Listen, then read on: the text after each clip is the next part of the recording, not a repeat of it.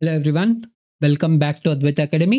So, ఈ వీడియోలో మనము ఫోరియర్ ట్రాన్స్‌ఫార్మ్‌లో ఇంకొక ప్రాపర్టీ వెరీ ఇంపార్టెంట్ ప్రాపర్టీ గురించి డిస్కస్ చేద్దాం. ఓకే. సో, ఏంటి ఆ ప్రాపర్టీ అంటే convolution property. Convolution property of Fourier transform. Okay. So, ఇప్పటి వరకు టోటల్‌గా 7 ప్రాపర్టీస్ కంప్లీట్ అయినాయి. ఇది 8థ్ ప్రాపర్టీ. ఓకే. సో, ఇంకా ఎవరైనా ప్రీవియస్‌గా చేసిన వీడియోస్ కనుక చూడకపోతే కింద డిస్క్రిప్షన్‌లో లింక్ ఇస్తున్నాను. సిగ్నల్స్ అండ్ సిస్టమ్స్ సబ్జెక్ట్ సంబంధించిన అన్ని వీడియోస్ అనేది ఆ ప్లేలిస్ట్ లింక్‌లో ఉంటాయి. అక్కడి నుంచి మీరు చూడండి ఒక్కసారి. ఓకే. రిమైనింగ్ వీడియోస్ ఏదైనా చూడకపోతే. Right.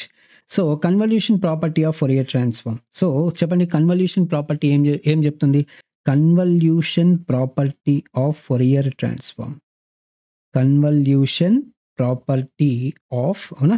Fourier transform states that so, ఏం చెప్తుంది? Convolution states that convolution of convolution of 2 signals. Okay.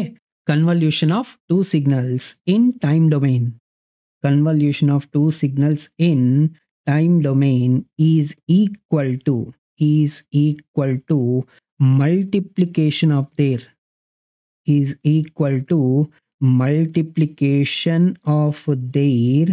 Fourier transforms. Multiplication of their Fourier transform in frequency domain. ఇది టోటల్‌గా మీకు convolution property of Fourier transform చెప్పేది. Okay. So, అంటే ఏంటి?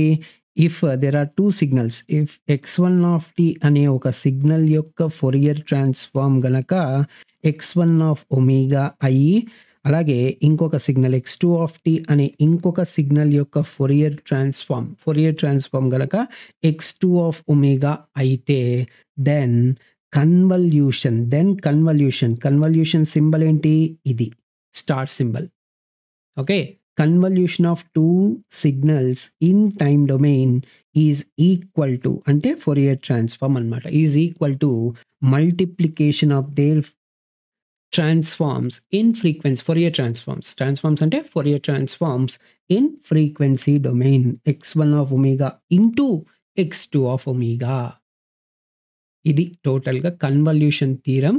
ఇది థియరిటికల్‌గా స్టేట్మెంట్ ఫార్మ్‌లో కన్వల్యూషన్ థీరమ్ ఏం చెప్తుంది అంటే ఇదన్నమాట. Convolution property tells that convolution of 2 signals in time domain is equal to multiplication of there Fourier transforms in frequency domain. Okay. అదే ఇక్కడ మనము ఈక్వేషన్ ఫార్మ్‌లో రాసినాం. మ్యాథమెటికల్ ఫార్మ్‌లో రాసినాం అన్నమాట. ఇప్పుడు దీన్ని మనం ఏం చేయాలి? ప్రూవ్ చేయాలి. ప్రూఫ్.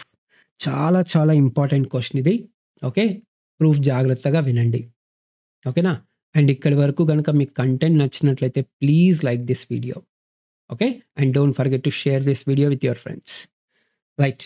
సో, ఫస్ట్ కన్వల్యూషన్ యొక్క ఫార్ములా తెలియాలి మీకు. ఈ కన్వల్యూషన్ ప్రాపర్టీని మీరు ప్రూవ్ చేయాలి అంటే ఫస్ట్ కన్వల్యూషన్ యొక్క ఫార్ములా తెలియాలి. So, what is the formula for convolution చెప్పండి? x1 of t convolved with x2 of t. x1 of t convolved with x2 of t. So, convolution of 2 signals is given by so x1 of t convolved with this is equal to formula ఏంటి? Integral minus infinity to infinity x1 of tau. Okay, right? x1 of tau into x2 of t minus tau d tau. Okay.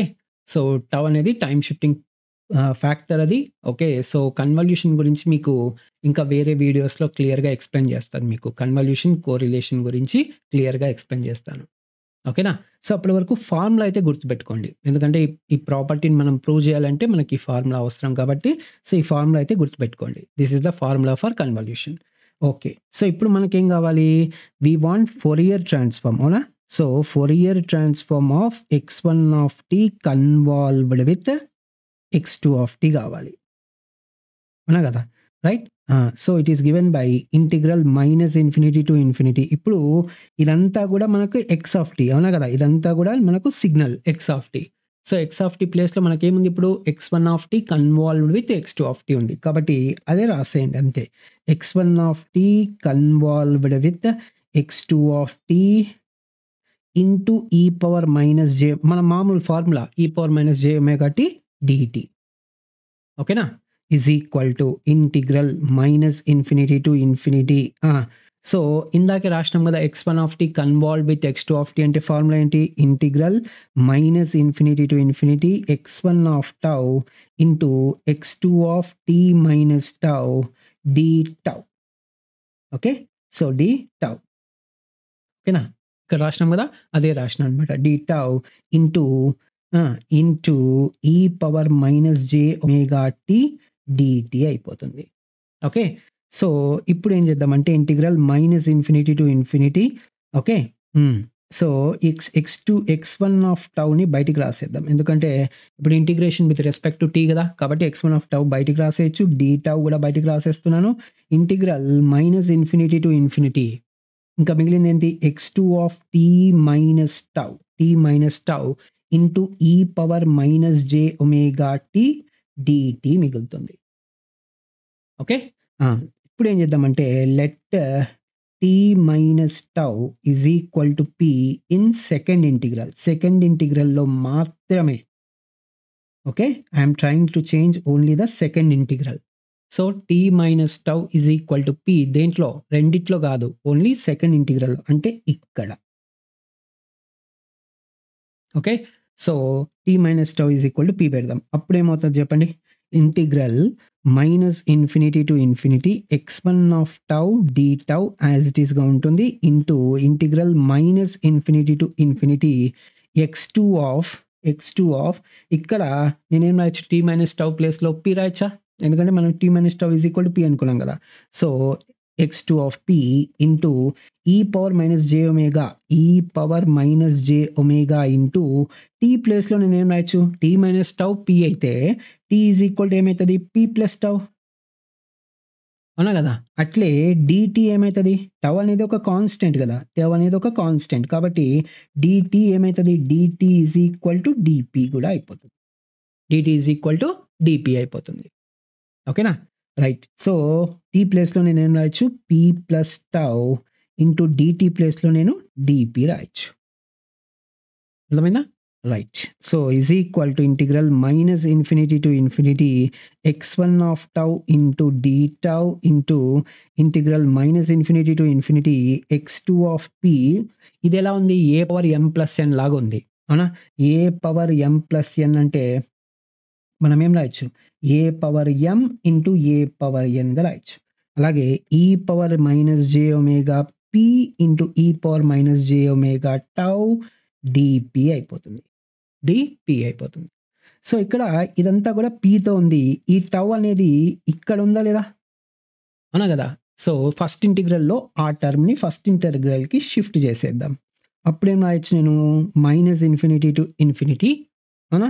x1 of tau into e power minus j omega tau d tau into integral -∞ to infinity x2 of p into e power minus j omega p dpగా రాయొచ్చు.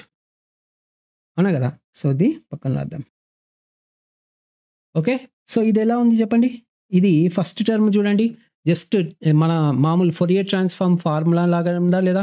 Fourier transform ఫార్ములాలో just t ప్లేస్‌లో మనకు tau ఉంది. Variable ఏదైనా గానీ మనకు ఖచ్చితంగా tనే ఉండాలని rule ఉందా? లేదు. t బదులు ఏదైనా ఉండొచ్చు. కానీ ఫార్మ్ మాత్రం అదే విధంగా ఉండాలి. ఫార్మ్ మాత్రం x of t e power minus j omega t dt లాగే ఉండాలి. t బదులు p కూడా రాయొచ్చు. x of p e power minus j omega p dp. p బదులు టౌ కూడా రాయొచ్చు. x of tau e power minus j omega tau d tau కూడా రాయొచ్చు. అవునా? కాబట్టి ఇదేమైపోతది? x1 ఆఫ్ ఒమేగా అయిపోతుంది. ఇట్ ఈస్ ఫోరియర్ ట్రాన్స్‌ఫార్మ్ కదా! ఫోరియర్ ట్రాన్స్‌ఫార్మ్ అంటే x1 ఆఫ్ ఒమేగా. ఇంటూ ఇది కూడా సెకండ్ టర్మ్ కూడా మీరు చూస్తే జస్ట్ p ఉంది అంతే. అవునా? t ప్లేస్‌లో p ఉంది. కాబట్టి ఇదేం రాయొచ్చు నేను? x2 ఆఫ్ ఒమేగా రాయొచ్చు. ఇదే కదా మనం ప్రూవ్ చేయాల్సింది. అవునా?